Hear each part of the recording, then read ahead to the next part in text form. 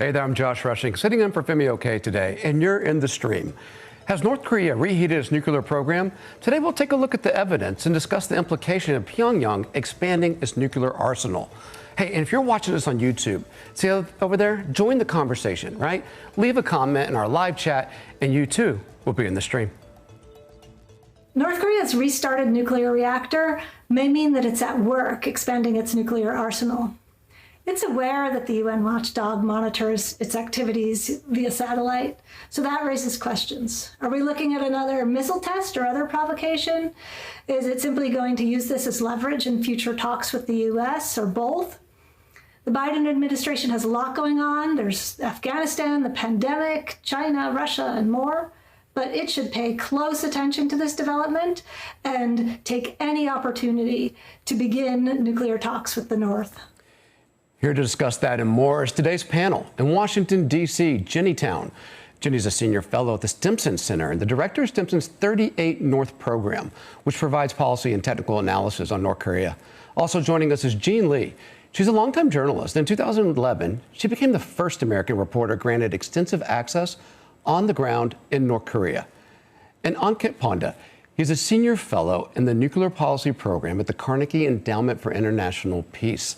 Welcome, everyone. Let's start with this satellite imagery. Jenny, I'm going to ask you to walk us through this. If we can go to my laptop. This is an image, it looks like from August 25th over a reactor. But can you kind of walk us through here? What's the concern? Sure. So what we're seeing is North Korea's 5-megawatt reactor. It's a gas graphite plutonium production reactor. And where the arrows point to the cooling water outfall, what this is usually a signature that the reactor is running. And so we're seeing some of the wastewater being expunged, meaning that there's some kind of operations, whether they're flushing out systems or whether they're actually producing plutonium is still in question. We would normally see a couple other signatures as well if that would confirm that the reactor is running, but we at least know there's something going on there. We have not seen this kind of activity since about 2018. And this is important because, during the past couple of years, North Korea has continued to enrich uranium, which is also used for nuclear weapons. But it does need plutonium if it's going to build the more advanced nuclear weapons designs, such as thermonuclear weapons or even the miniaturized warheads. And these are all goals that Kim Jong-un laid out in his 8th-Party Congress in January of things that North Korea will develop over the next 5 years. And so to see this is really a sign that North Korea is continuing to move forward with its WMD development and advance its nuclear capabilities. Ankit, do you know, could this be doing anything else? Does this reactor have any other purpose? Well, so Jenny's absolutely right that plutonium production is really the reason this reactor exists and the reason that, the international community has grown so familiar with the Yongbyon complex over the 30-plus years of attention that's been given to this reactor and to broader facilities nearby this reactor as well. I do want to add, one just technical note is that while the reactor is the sole known source of spent fuel that North Korea reprocesses nearby for the production of plutonium and use of nuclear weapons, something else that this reactor, I think, has an important role in producing in North Korea is tritium, which is an isotope of hydrogen that's necessary for thermonuclear weapons, which specifically, as Jenny pointed out, Kim Jong-un this January specifically called for the additional production of thermonuclear weapons. So it's a concerning and serious development. I would, however, emphasize a point that Jenny also raised, which is that, this is not North Korea restarting its nuclear program. The nuclear program was never suspended. They were producing uranium all while the summits were going on with the Trump administration.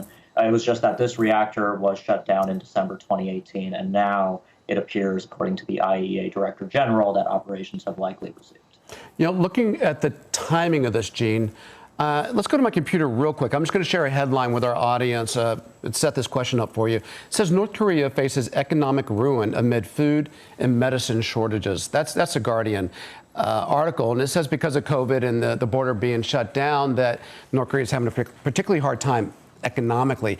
Is that the case? And could that have something to do with what some might see as a provocation here? Well, there's no question that the last few years would have been extremely difficult for the economy. It was never engaged to start out with. And on top of that, you have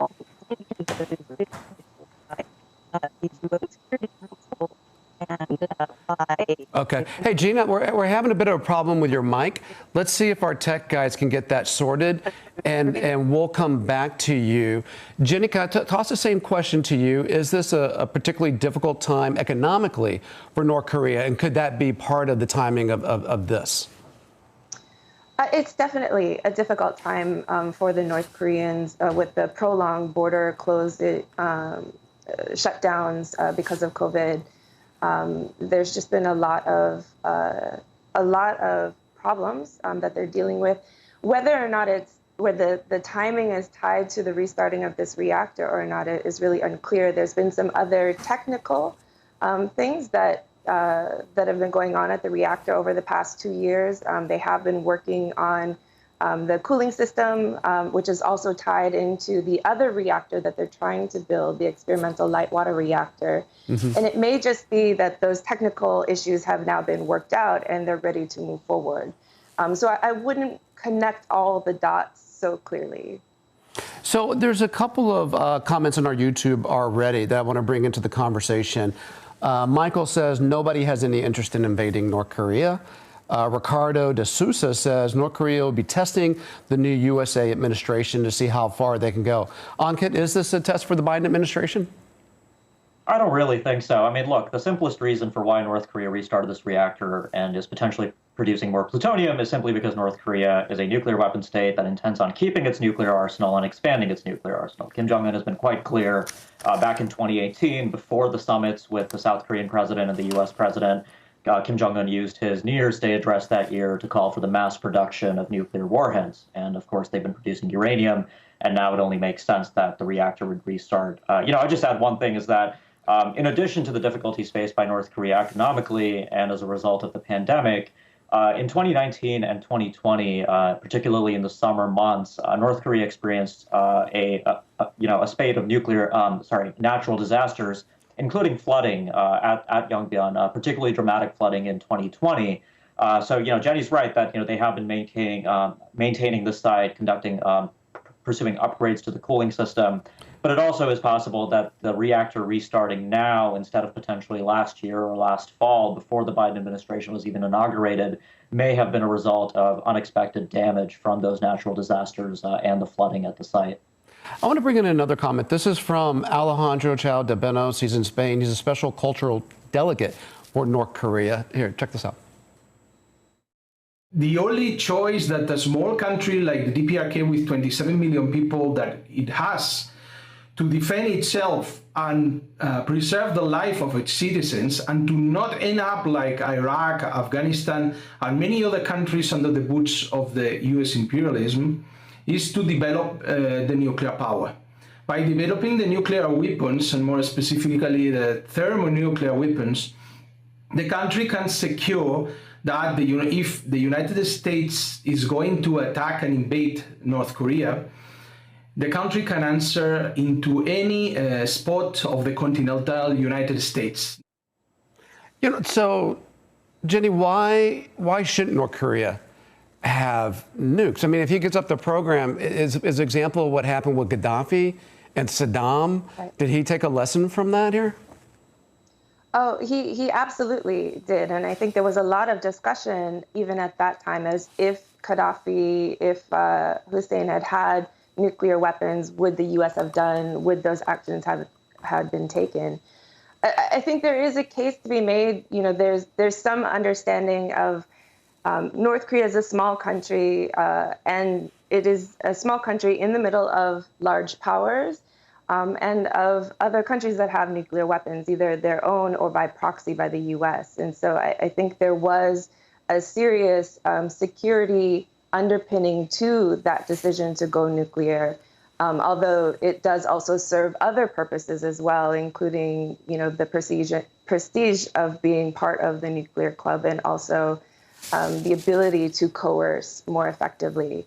I think if you do look at the North Korean calculus in all this, they are still a country that is at war with the U.S. The war was never actually ended. It is only still an armistice agreement. So in order to really get to a point of being able to convince North Korea that this is the wrong path, I think there are a number of security related issues that have to change and have to be resolved that would allow them the ability to make different decisions. But I think this whole approach of denuclearize or else has been largely ineffective and has, if anything, helped the North Koreans justify their actions more broadly. So, Jean, are you back with us now? I was hoping that you might fill us in a little bit on the people of North Korea and how they're affected by the sanctions and what's happening with the economy there and how that plays into this. Yeah, sorry about that. And what I was saying about the sanctions is there's no question that the economy of North Korea has been hard hit. But I think we need to make a distinction between the regime and the people. The people have been sacrificed. Their well-being has been sacrificed by the leadership for a larger goal that Kim Jong-un has. I do worry about the everyday lives of the ordinary North Koreans, and it was tough before all of this in the last few years, and it's got to be even tougher now. But let's be clear: this is Kim Jong-un treating his people like a human shield and holding them hostage to this kind of hardship because he has a bigger goal. He is making certain decisions that is putting his people in harm's way because he has a bigger goal, which is to get his nuclear program to the point where perhaps the world has to treat North Korea as a nuclear power, and that a point where he can hold on to those weapons while perhaps negotiating some of them away. So it's a really tricky question. You know, I think that we all care about the state of the North Korean population, but it's Kim Jong-un himself who is holding them hostage and is making decisions that is putting them in harm's way. But what does that mean for the effectiveness of sanctions? Does the pain pass right through Pyongyang to the people and they don't get any kind of diplomatic payoff for it? So these sanctions I do think that the North Koreans are incredibly clever. They've been dealing with sanctions for a long time. They are very clever and very good at getting around them. And sanctions are not effective unless they're enforced. So one of the challenges, of course, is to make sure that the sanctions are effective. And that is a challenge. China, for one, and I would say Russia possibly, they don't want to see North Korea crumble. They don't want to see this destroyed economy on their doorstep. And so they will, even though they signed on to sanctions that the UN has imposed, they may try to find a way to make sure that North Korea doesn't collapse. Now, and the other thing that I am very concerned about is how this is driving the North Koreans to look at ways to make money that they need, not only for the nuclear program, but also to keep their economy afloat. And so I'm looking very closely at cyber. How is all of this driving the North Koreans to elicit other illicit means to make sure that they're getting the money that they need to keep the people, to keep the leadership afloat, and to keep that nuclear program expanding? So if sanctions Josh, have like yeah, jump in, Jenny. Please do. Yeah. Just to add to that, I agree with a lot of what Jean said, and the reality is that the effect that sanctions have really does affect the people more than the regime. The regime will be the last people to feel that. And so the point of sanctions has largely been to deprive the regime of money and raise the cost of them making certain decisions and continuing to pursue their nuclear development. But especially the sanctions on commercial sectors, for instance, the people that get hit first are the fishermen, the farmers, the people who, have now lost markets and lost things. And now with the border closures, everything is exacerbated because there's no longer the ability to get goods in for the people who were working in the markets and selling goods to get goods from China to sell in the markets. And so it's having this whole COVID complication is having, a lot of compounded effects on the people themselves. But the people who will feel it the last and the least are going to be the elites, the one who we say that we're targeting the sanctions on. Yeah, so if you're looking at sanctions as the stick, maybe he's looking for a carrot. I want to bring in Angela Kane. She's a Sam Nunn Distinguished Fellow for Nuclear Threat Initiative, who has a question about what can be offered to him. North Korea has been a nuclear power for some time already. It is always being demanded in the media that there has to be the complete denuclearization of North Korea. And to my mind, Chairman Kim Jong-un is not going to undertake this anytime soon. He wants to be recognized. He wants to be recognized as a nuclear power and at the same standing as, for example, Pakistan and India, who are also nuclear powers, but not in the Non-Proliferation Treaty. So the demand of DPRK to dismantle all of their nuclear weapons, what is going to be the counteroffer that is being given? And there is nothing right now. Ankit, do you have any insight on that?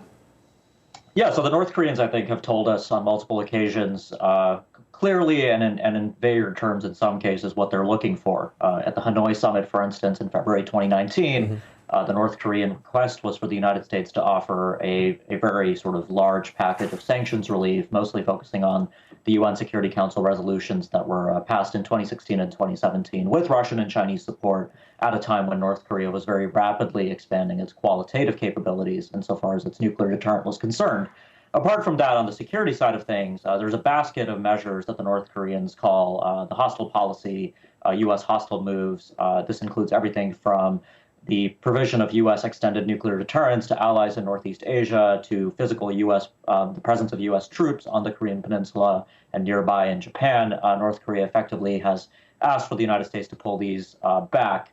When it comes to negotiating on North Korea's nuclear program, though, I do tend to think that in the short term, the more promising path ahead, especially if we're to shape Kim Jong-un's choices, short of total disarmament, to encourage North Korea to stop qualitatively advancing its capabilities or to stop the quantitative growth of North Korea's weapons-grade fissile material, for instance, having some kind of package of sanctions relief that could be implemented with snapback measures where if the North Koreans were to cheat or to not make good on their word, those sanctions could be reimposed, may have some promise. But yeah, the North Koreans have told us what they're looking for. On the notion of North Korea, sort of, one of the things that I think makes doing diplomacy with North Korea challenging is that while it is true that North Korea has developed nuclear weapons after leaving the NPT, it's not comparable to India or Pakistan because neither New Delhi nor Islamabad ever actually joined the NPT to begin with. The fact that North Korea pulled out of the Non-Proliferation Treaty, developed a nuclear arsenal, I think makes international diplomats quite careful about how we approach this problem because we don't want to set a precedent whereby North Korea is seen as enduring a little bit around 2 decades of intense sanctions and other measures, and then effectively gets away with developing a nuclear arsenal. That, I think, would set a very dangerous precedent for the non-proliferation regime more broadly. So a couple more questions from YouTube. Karen Leanne says, diplomatic discussions are better than sanctions. And Lost My Password says, has Kim Jong-un expressed any signs of wanting real dialogue? Jenny, I'm also curious to add to this. It seemed like in the Trump administration, things took a weird turn there for a little bit. And I'm just curious, where are we now? Has it reset to back before, or did things change because of Trump's different approach? And is Kim Jong-un interested in having similar meetings with Biden, or do we know? Well, during the Trump administration, and actually several times, the North Koreans have committed to denuclearization of the Korean Peninsula. And certainly there's some loaded meaning to some of that. But this idea of, are they willing to negotiate? Yes, they're willing to negotiate. But the reality is that they're not going, that doesn't mean they come to the table and simply put their nuclear weapons on the table and say, here, what can I get for this? This is a process. And like I said, there is some security underpinnings to their nuclear program that also need to be addressed in that process. And what you saw in Singapore in 2018 was an agreement to an agenda that included that relationship, changing the nature of the security situation, changing U.S.-Korea DPRK relations, working towards a peace regime, and working towards denuclearization. And these are all things that need to be done sort of in together. It's not just about finding the right sanctions package. It is about creating an environment in which, again, North Korea can feel confident in making certain choices that it will benefit them and they won't bear the brunt of that decision in the future.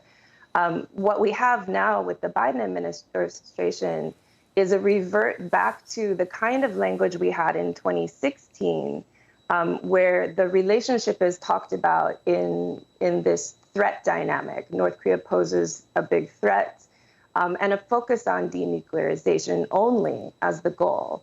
And so if you're the North Koreans looking at this, already Kim Jong-un expended a lot of political capital in 2018 to go through with the summit process and didn't necessarily get anything tangible to show for it.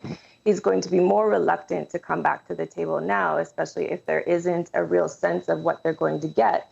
And the public messaging, other than the being willing to meet anytime, anywhere, doesn't give any indication that outcomes, especially in the short term, are really possible. And it's almost as if the language is like 2018 never happened. We're really back to this threat scenario and this real focus on denuclearization. So I'll just jump it's in. a reset. Can I just jump in with? Yeah, please do, Jane.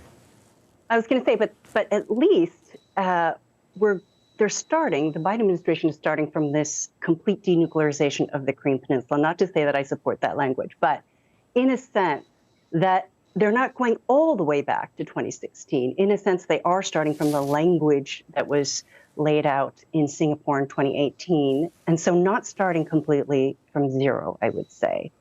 But remember that the following year in 2019, that Kim Jong-un left Hanoi. He had to get back on a train for 66 hours or whatever it was, and he didn't have anything to show for it. And so he's not going to go back to a negotiation. I mean, I do think that he wants a negotiation, but he's not going to go to a negotiation unless he knows he's going to get something out of it, unless he's in a stronger position. And in a sense, what we're seeing now with the possible restarting of this portion of Yongbyon, and maybe we'll start to see some other types of provocations, is expanding the arsenal, right, so that they are in a stronger position if and when they get back to that negotiation, and also creating a sense of urgency, knowing that the Biden administration is distracted, trying to create a sense of urgency in the region about their nuclear ambitions. I have another comment I want to bring in. This is from Daniel Pinkston. He's the international relations lecturer at Troy University, and he speaks a bit to the mindset, I think, of Kim Jong-un, maybe. The southern part of the Korean Peninsula already has been denuclearized. South Korea is in full compliance with its nuclear non-proliferation treaty commitments. However, North Korea has demonstrated over decades that the leadership is committed to producing, acquiring, and deploying nuclear weapons.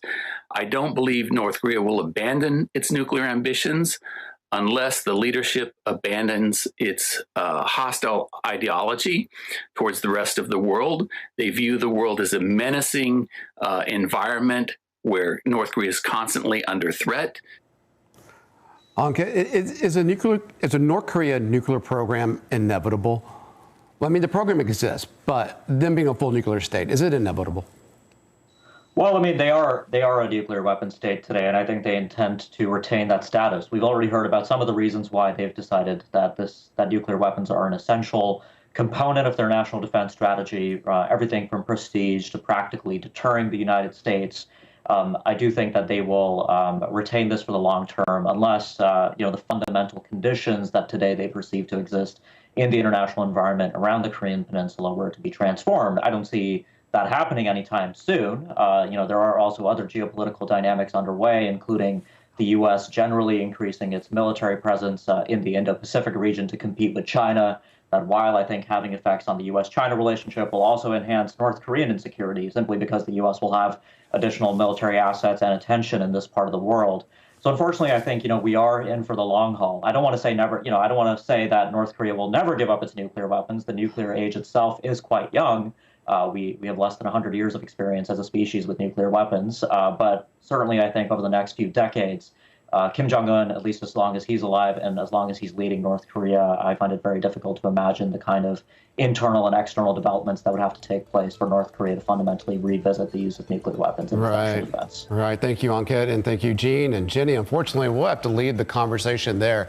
A big thanks to all of our guests and to you, our community, for joining the discussion. Until next time, we'll see you online.